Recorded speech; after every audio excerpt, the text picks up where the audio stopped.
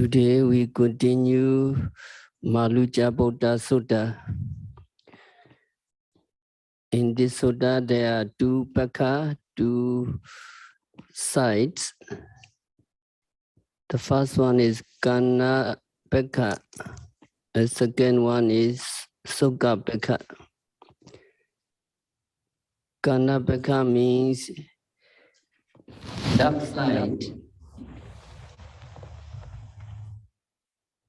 And Sukha pakha means bright sides.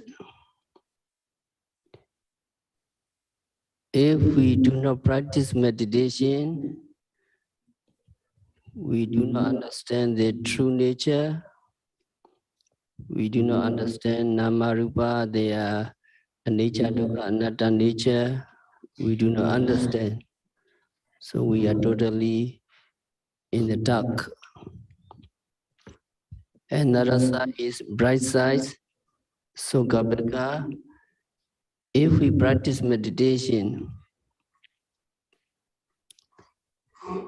we can realize the true nature, the nama rupa and anicca, dukkha, anatta.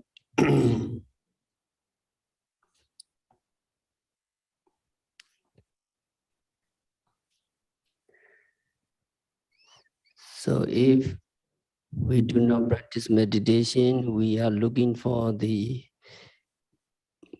pleasant, we are looking for the beauty.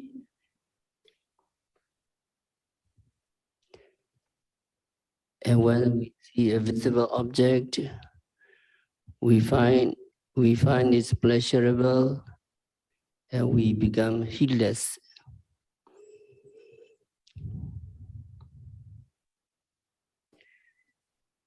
We find that beauty and we are getting attached to it and we grasp it firmly in our mind.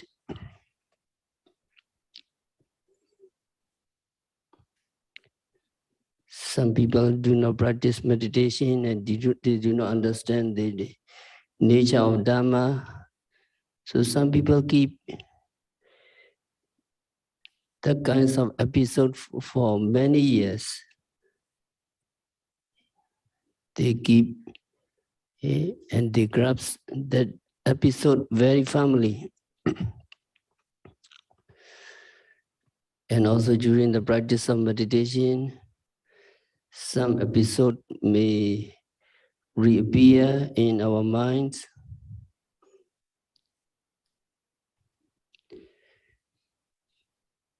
So we have tool to remove the kinds of episode. That is meditation.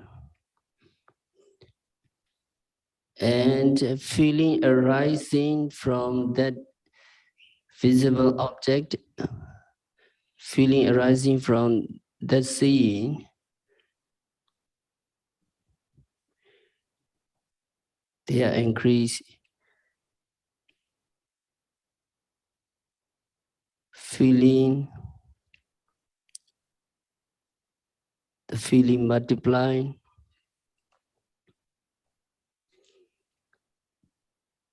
Due to the objects, some are pleasurable objects, some are unpleasurable objects.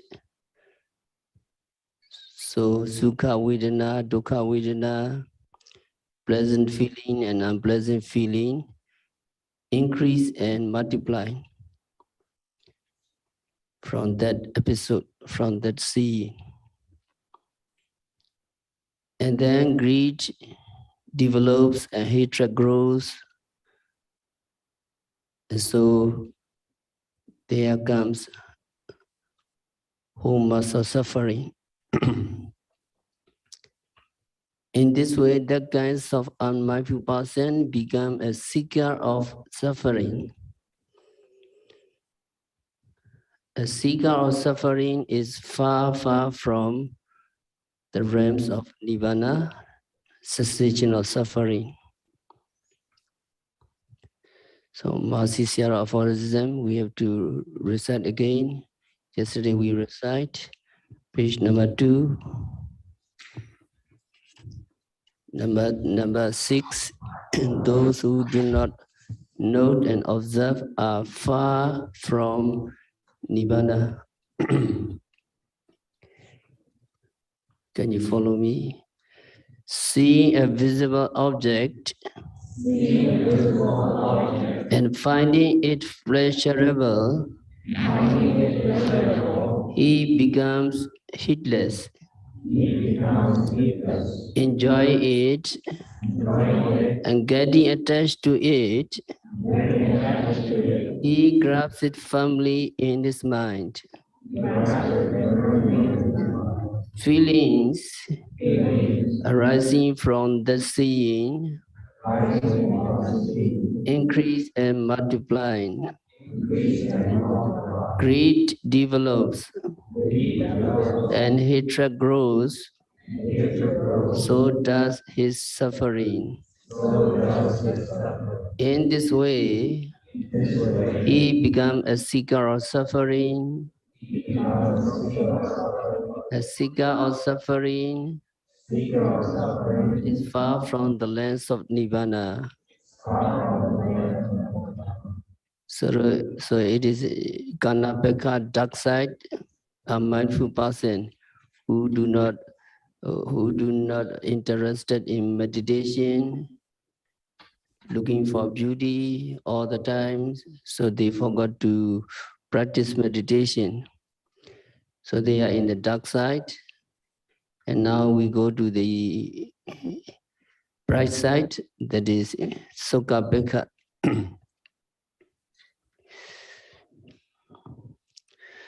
So yogis who having seen a visible object is mindful immediately after seeing.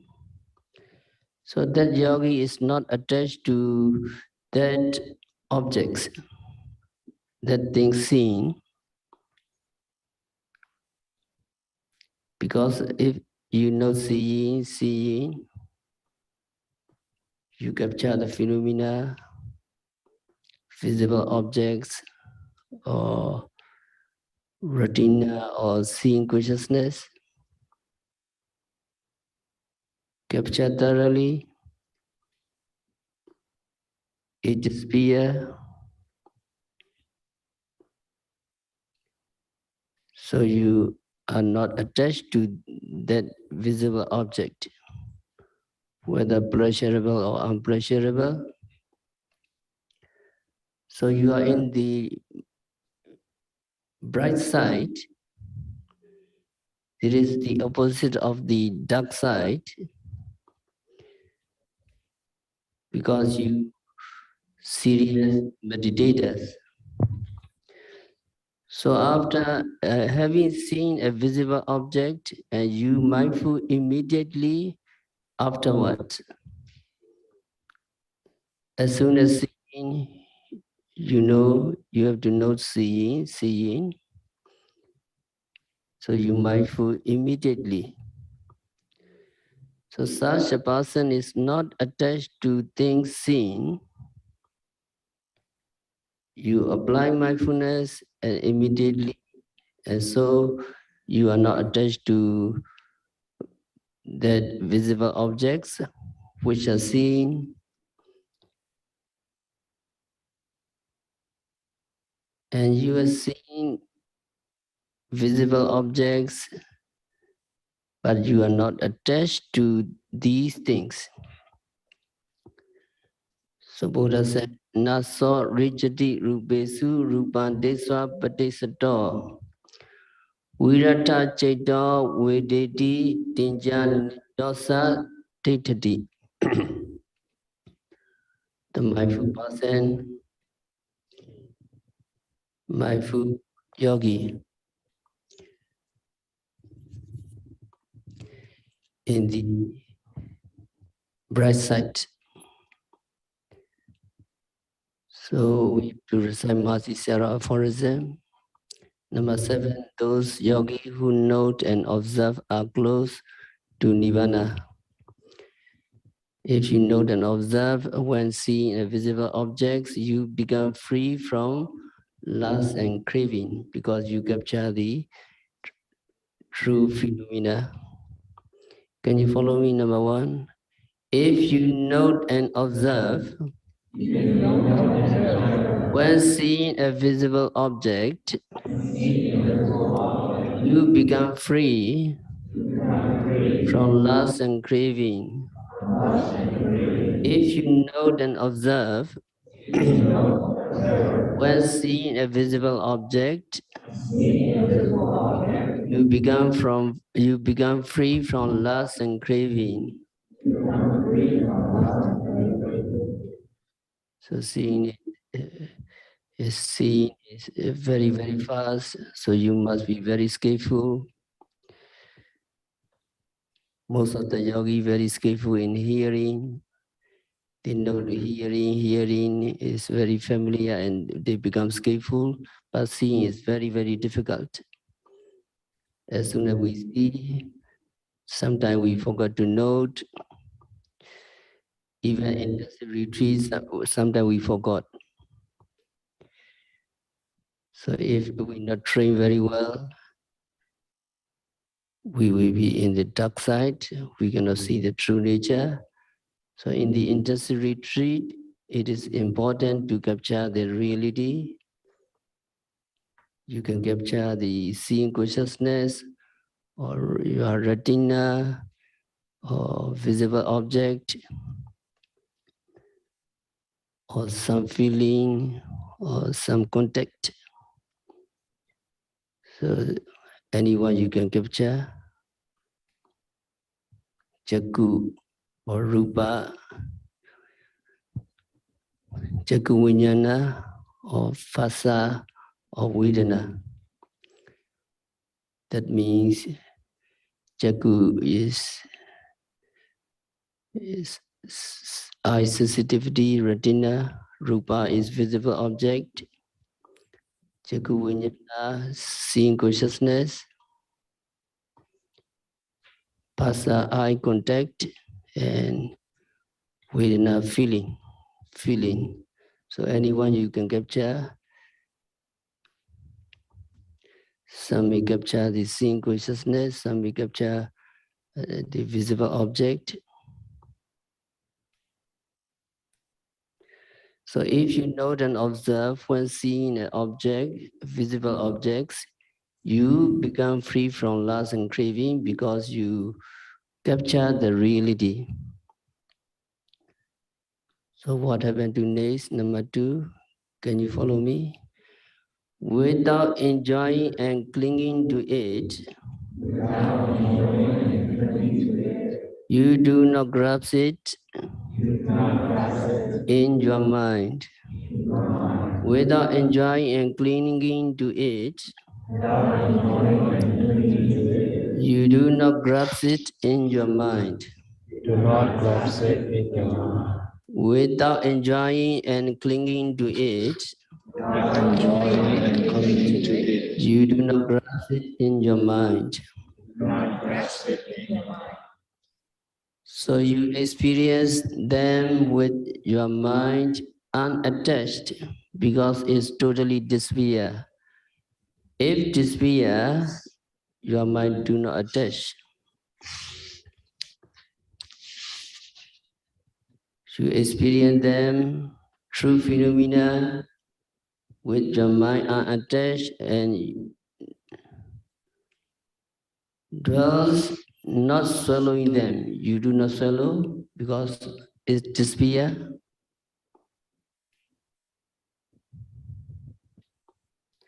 Although you are not attached to these things, yet you experience them,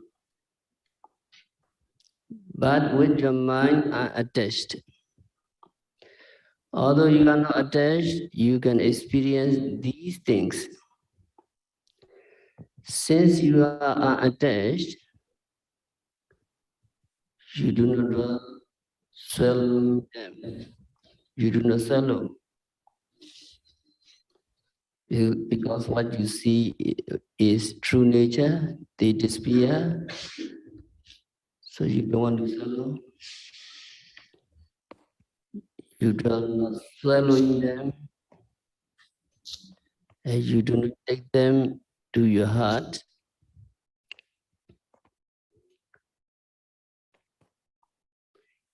If we do not understand the reality, we swallow again and again. We keep them, we swallow them, we keep them in our heart. So you do not store these things in your mind, because the more you know, the more they disappear. It is true. And then what happened to next? Number 3, at the moment of noting, although you experience feeling, you just see without clinging. So can you follow me? Number 3, at the moment of noting, although you experience feelings, you just see without clinging. At the moment of noting, although you experience feelings, you just see without clinging. So to the kinds of yogi who practice meditation diligently, who observe visible objects and experience feelings, are there any defilements? No. Defilements disappear. No attachment, no hatred, no depression, totally kilesa disappear, and kilesa, raga, dosa, moha, desire, attachment, jealousy, depression do not increase. So to the kinds of yogi who observe visible objects and experience feelings, that means for yogis who is practicing continuously, mental defilements disappear, attachment disappear. Disappear means mental defilements does not arise. Anger disappear, anger does not arise. Delusion disappear, delusion does not arise. Jealousy disappear, jealousy do not arise. Depression does not arise. All defilements disappear at that moment, because you note very immediately. So kilesa do not increase because yogi has mindfulness, and yogi apply mindfulness. Check by mindfulness. Mental defilements cannot arise in your mind with regard to that particular object. Yes, of course, sometimes you are noting continuously, but sometimes you forget. You forgot, and then if you forgot, they will come back again. But now you are practicing continuously. So then what happened to next? Number 4, although you are seeing the rounds of suffering are being cut off. So can you follow me? Although you are seeing the rounds of suffering are being cut off. Although you are seeing the rounds of suffering are being cut off. So intensive retreat, you so fortunate, you so lucky to have a chance to practice continuously.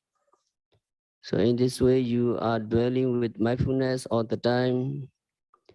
For that yogi who do not accumulate karma formation, suffering does not arise.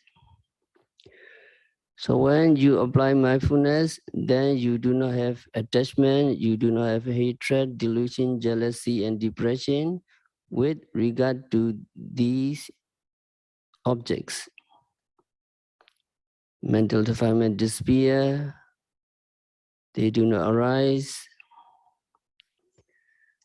When the mental defilement disappear, you do not accumulate any karma formation.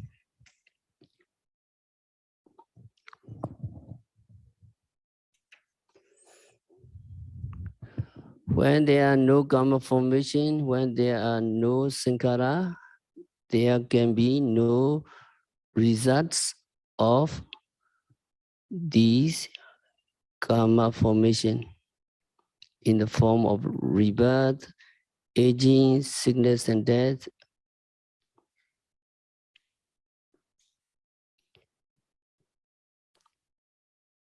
Because there is no karma formation. If there is no karma formation, there can be no results. Results are very horrible: aging, sickness, physical suffering, mental suffering. All the suffering will arise if there is sankhara. So for the yogis who do not accumulate karma formation, suffering does not arise. Since there are no causes, there are no results.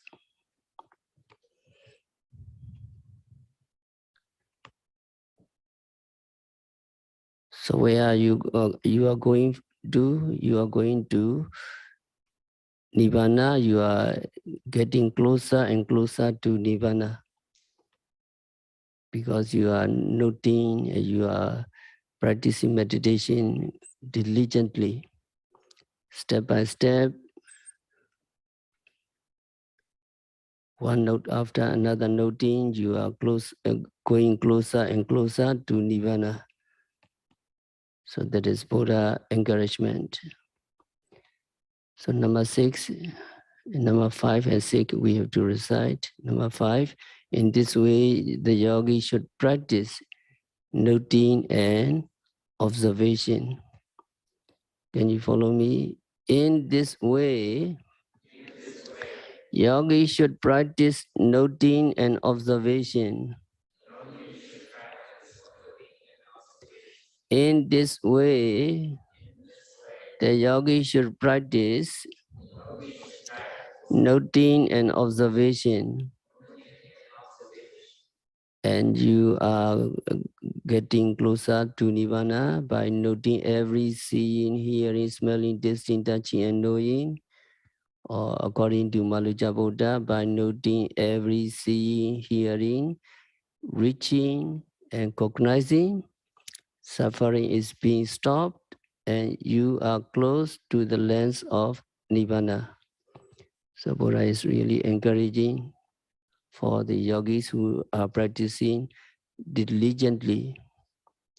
So can you follow me? Number 6, by noting every seeing, by noting every seeing, suffering is being stopped and you are close to the land of Nibbana. You are close to the lands of Nibbana. So for such a yogi, Nibbana is said to be close, very close, at hand. Such a yogi is close to Nibbana. So yogi who applies mindfulness continuously, immediately after seeing something, he have to note. And then he note, seeing, etc. And that yogi is close to Nibbana. Yogi will become enlightened anytime. Yogi will become enlightened in a short time because you are in the bright side. It is the bright side of what is seen. So Next one is dark side. Dark side of what is heard, Sutta. Sometimes we forgot to note hearing. So if we do not hearing, so we will be in the dark side. So if we not mindful to not hearing, mindfulness is lost to that person who having heard the sound, and he is looking for the beauty of the sounds, the beauty of the sounds. So he reflects upon the signs of beauty. And being of mind filled with attachment, and he enjoys the sound, he enjoys the voice, and he dwells swallowing the voice. So to such a person, diverse feeling dependent upon the audible object multiply. Abhija and dominasa, covetousness and aversion torment that person, torment the mind of that person.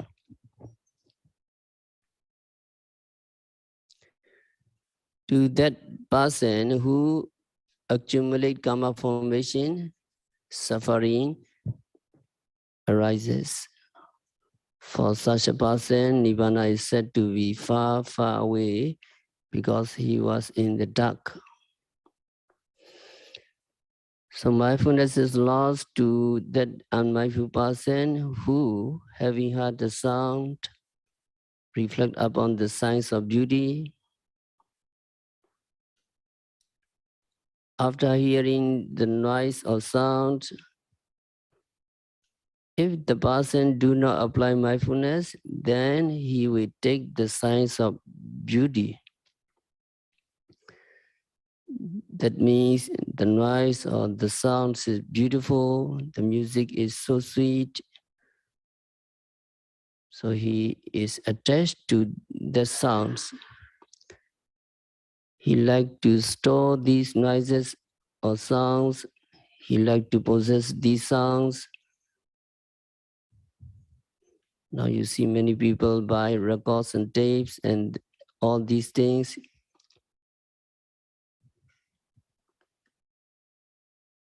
The voice of favorite singers they like. When people hear the voices of these person, they say it is good sound, it is beautiful music. Also, they want to hear it again and again because they like beauty. So that is because they have taken the science of beauty. They have decided that is beauty. They decided that it is agreeable, pleasurable. They like it. So being of mind filled with attachment, he enjoys it and dwells following it. So for the for the unpleasurable sounds, undesirable sounds, their mind is filled with anger and they because they swallowed that unpleasurable sounds. So that person do not apply mindfulness when he hear the sounds. So when he become attached to the sounds or his mind is filled with attachment, he enjoys it and he enjoys the sounds, enjoying this voice, enjoying this noise again and again.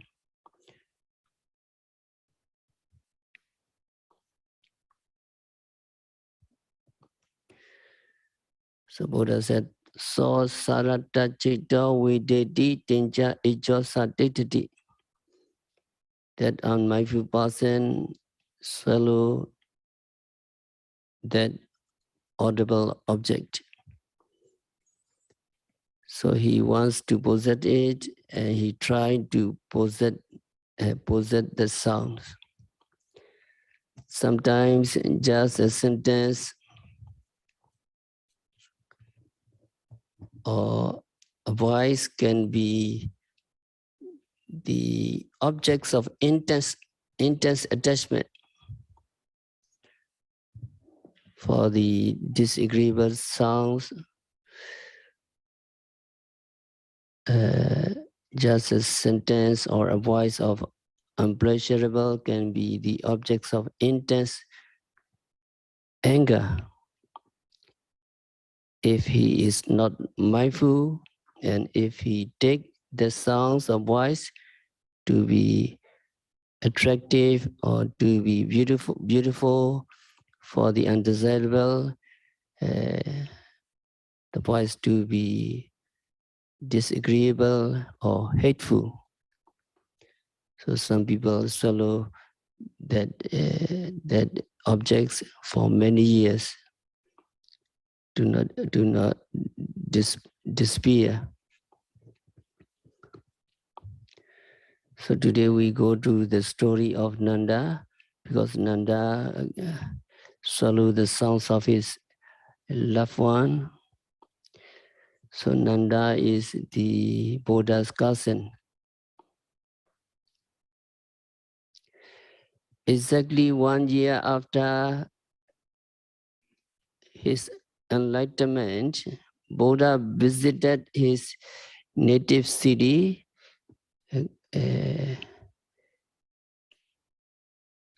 Kapilavatthu, actually at the invitation of his father, King Suddhodana.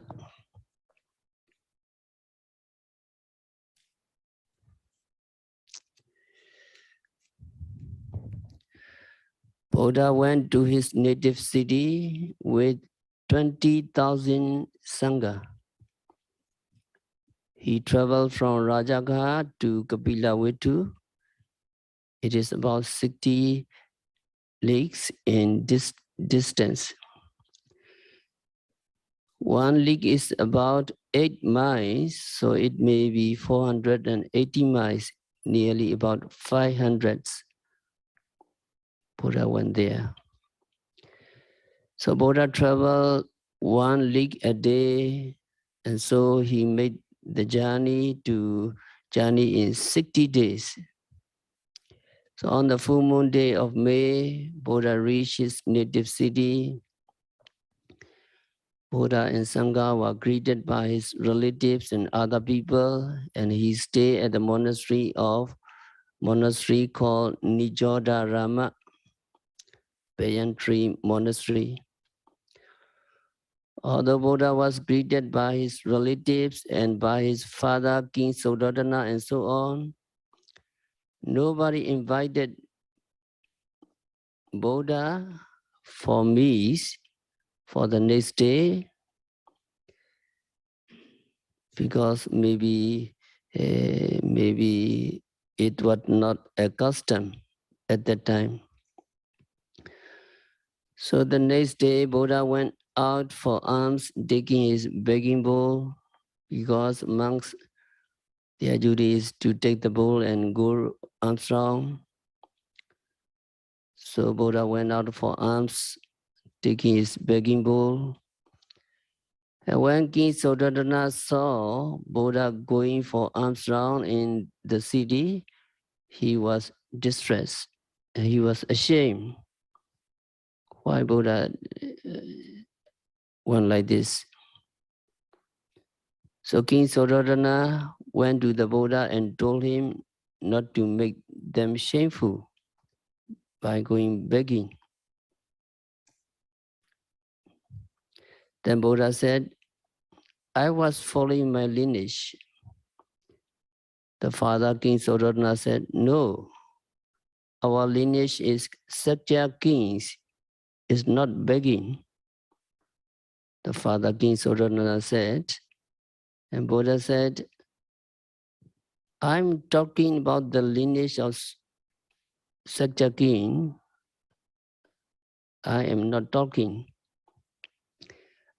I was talking about the lineage of former Buddhas.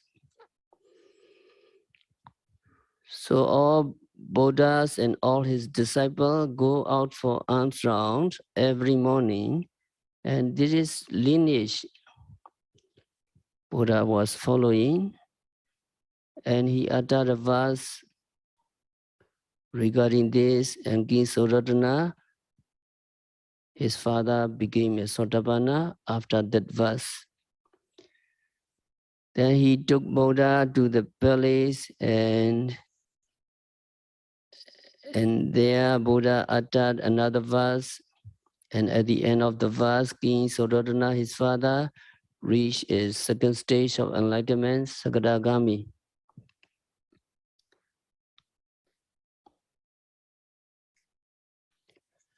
King Suratana reached the second stage of enlightenment, and Buddha's stepmother, Mahapajapati Gautami, became a Sotapanna.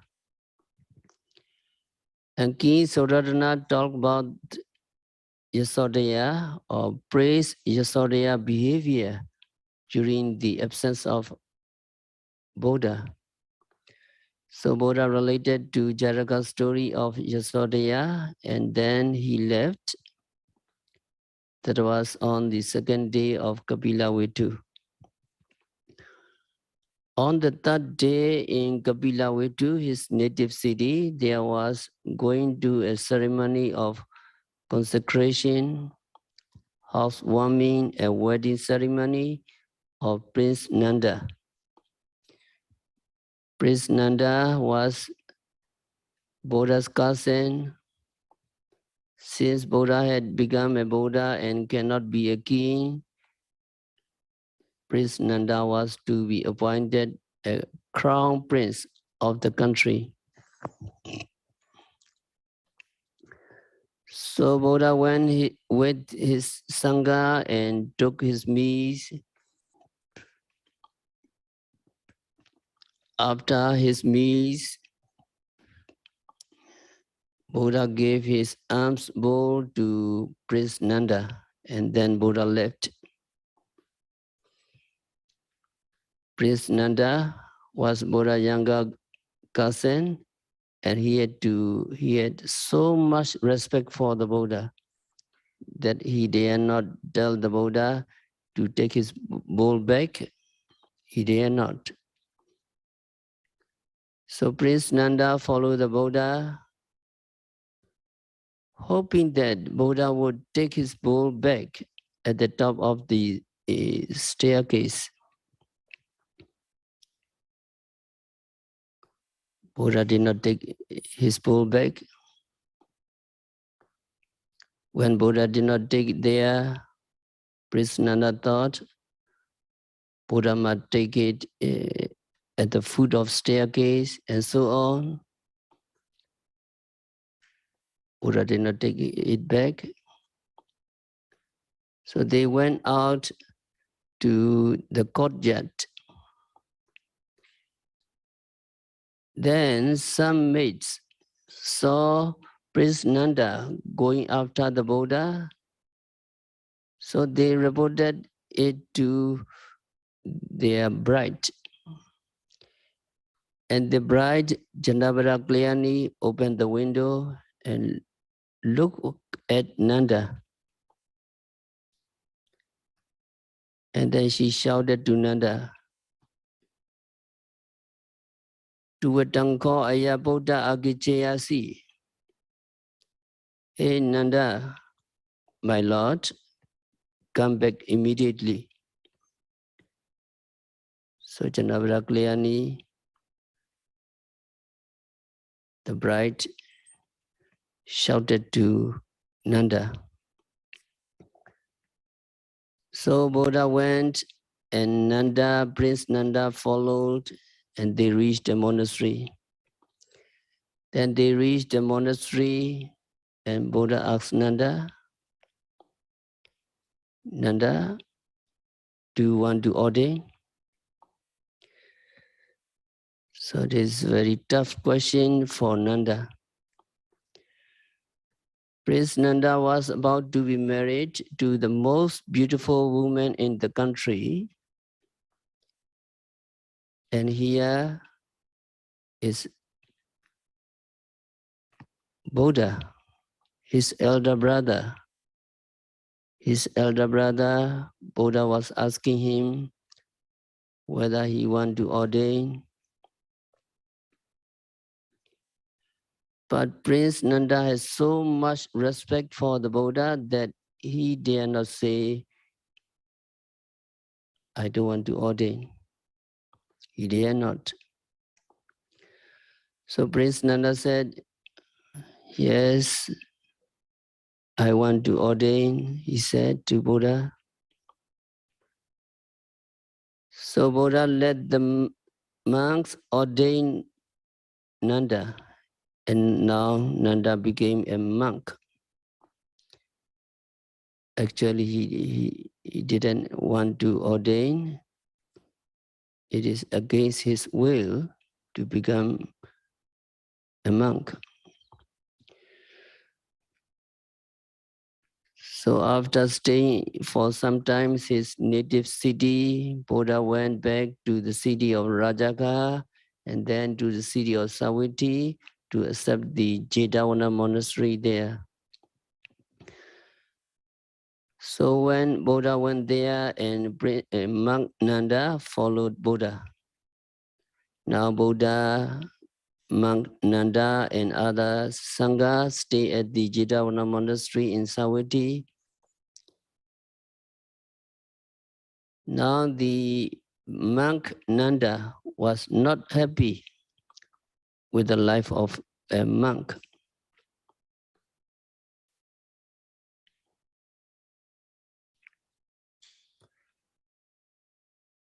Because the images and sounds reappeared in his mind. The bride Janabhragliani opened the window and shouted to him, "O Nanda, come back immediately." So that sounds reappear again and again in his mind. So monk Nanda was not very happy with the monk life. So he expressed his feeling freely to other monks. He said, I'm not satisfied with the life of a monk. I am not delighted. I will go back to lay life, he said to other monks. Then the monks reported it to the Buddha, and the Buddha called and asked him whether it was true or not. And monk Nanda said, yes, it was true. Then Buddha asked, why do you want to go back to lay life? Then monk Nanda said, Bande, when I was taking the bowl and walking after you, my bride Janabhragliani said to me, oh my Lord, come back immediately. Those words pierced my heart, and though voice were lodged in my heart, so I want to go back to lay life, he said to Buddha. Yes, true. At that moment, Janabhragliani told to him, he not mindful. He grabs the voice of Janabhragliani. He grabs the images, shouting at the window to him. So that kinds of voices and images reappear his mind again and again. So that kinds of images and voices He could not take it out. He was thinking of that voice again and again. So Buddha have to do something. Buddha taking his arm, taking the arm of monk Nanda, and by his magic power, Buddha took him to Tawadesa, heaven. So on the way, Buddha let him see a she monkey, very ugly. She monkey, her nose, ears and tail cut off, sitting on the stem of a tree in the forest. Buddha showed the she monkey to Nanda. And when they reached the abode of kings of gods, when they reached the Tawadesa celestial realms, Nanda saw Devis, beautiful Devis, celestial names attending on the kings of God. So celestial names, celestial Devis are very beautiful. So Nanda was very delighted when he saw the celestial names. So Buddha saw this and Buddha asked Nanda, how does your bride, Chandabra compare with these celestial names?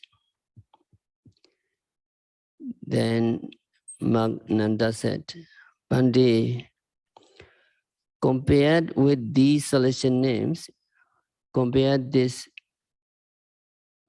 with these beautiful celestial names, my bride is like the she monkey we saw on our way here. That's very true.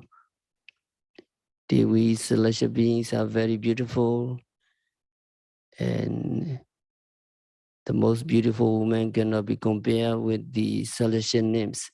They are very, very beautiful. So compare with the celestial nymphs, the most beautiful ladies in the country, Chandabara Kalyani, is like the she monkey. Chandabara Kalyani means beauty queen. She was very, very beautiful, but compared with the celestial names, she was like she monkey. So Buddha said, Nanda, if you practice Dhamma in my dispensation, I promise you, I guarantee you that you will get these celestial names. Then Nanda said, if I can get these celestial names, I will practice Dhamma in your dispensation. Nanda said to Buddha. And Buddha and Nanda came down to the human world, and after some time, many monks knew about that. When they knew about this, they make fun of Nanda, telling him, here is Nanda, who practiced Dhamma, who practiced meditation in the dispensation, because he wanted to get celestial names. So Nanda is like a wish earner. He did the job because he wanted something. So many monks joked about it here and there. So Bhikkhu Nanda became ashamed.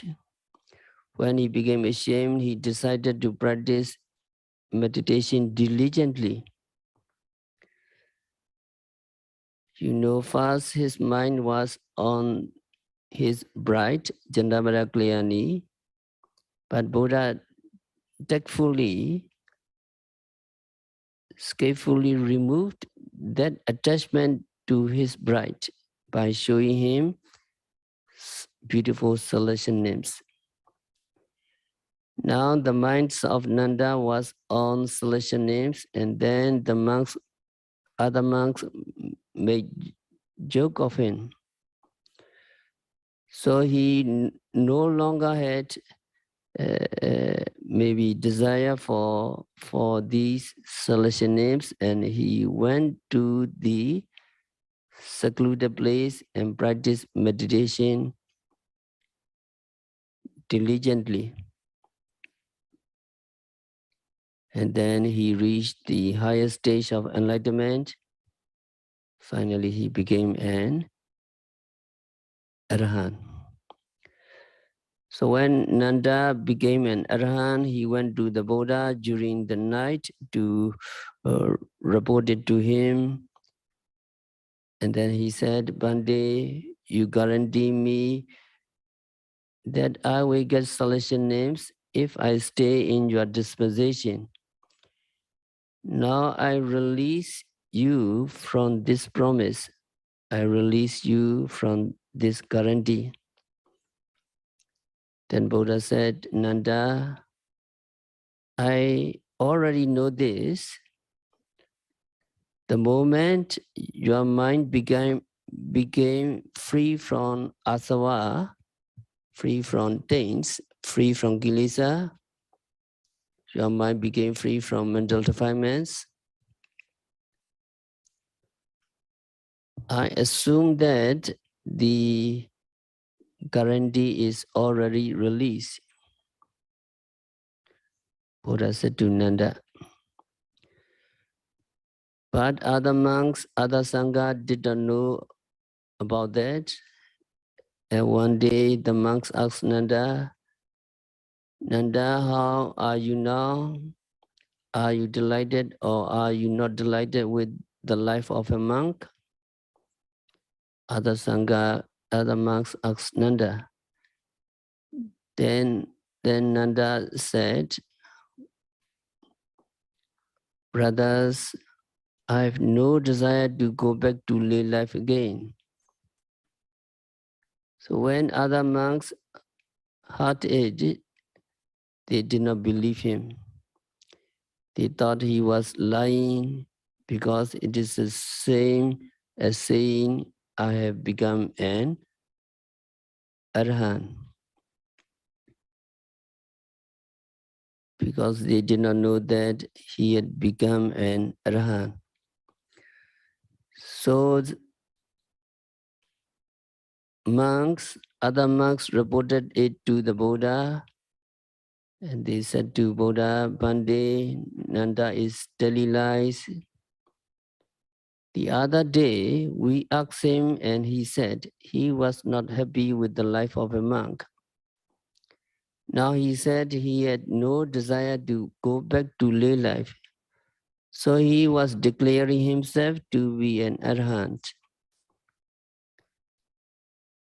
Other monks reported to Buddha. Then Buddha said, what Nanda said was true. Formerly, his mind was like a house with roof made badly. So lust, attachment can penetrate his mind, but now his mind is like a house with well-made roofs, and no mental defilements and no lust can enter his mind. So now Nanda is free from taints, free from mental defilements, and he has become an Arahant, Buddha said. So regarding this, Buddha said this verse, Yata agaran dochandan voti samati vejati evo abhavitan chitan rago samati vejati. Evo agaran suchanan voti nasamati vejati evo subhavitan chitan rago nasamati vejati. That means just as rain penetrates and badly roofed house, so also lust penetrate an undeveloped mind. Just as rain does not penetrate a well-roofed house, so also lust cannot penetrate a well-developed mind. It is from the Mahabharata commentary. So when the roof is not well made, rain can penetrate at the house. In the same way, when your mind is not developed, that means when you do not practice meditation, then lust or desire or attachment can penetrate your mind. Here Buddha said just lust or desire and no other mental defilements, because they are not relevant here. But when your mind is really developed, not only lust, but also hate, anger, delusion, depression, jealousy, and other mental defilements cannot penetrate, cannot enter your mind. So it is important that yogi make the roof good so that there is no leaking, and also yogi should develop your minds, yogi should practice meditation so that mental defilements cannot penetrate your mind, or at least they do not overwhelm you.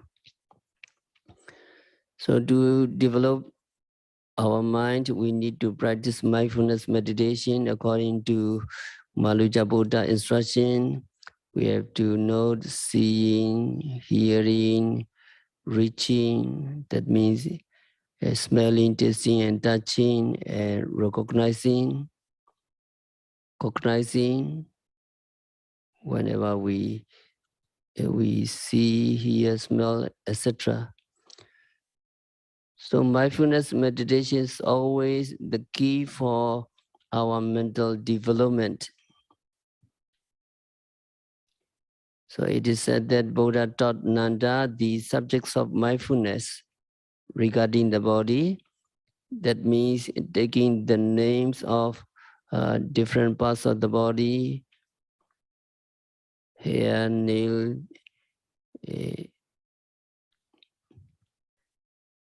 etc., and try to see them as loathsome or filthy, and so on.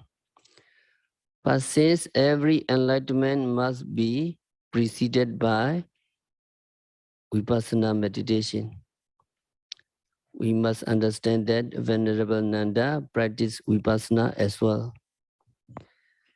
So in the Dhammavada commentary, it is not mentioned that Buddha taught him the mindfulness of body meditation, kaya nupassana.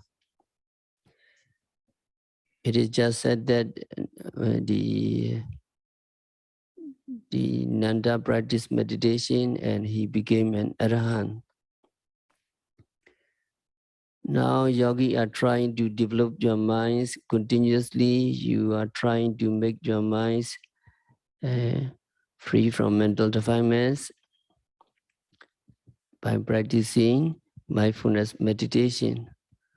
So long as you are practicing continuously, mental defilements get no chance to penetrate your mind or to get into your streams of mind. So if yogi do not want suffer anymore, yogi need to keep your mind safe from mental defilements, just as we need to make the roof good or make the roof safe from rainwater. By practicing vipassana meditation diligently in the intensive retreat like this, yogis are making your mind safe from mental defilements. The safer you can make your mind, the mental defilements, the better you will be closer to the Dhamma path, Megaphala and Nibbana.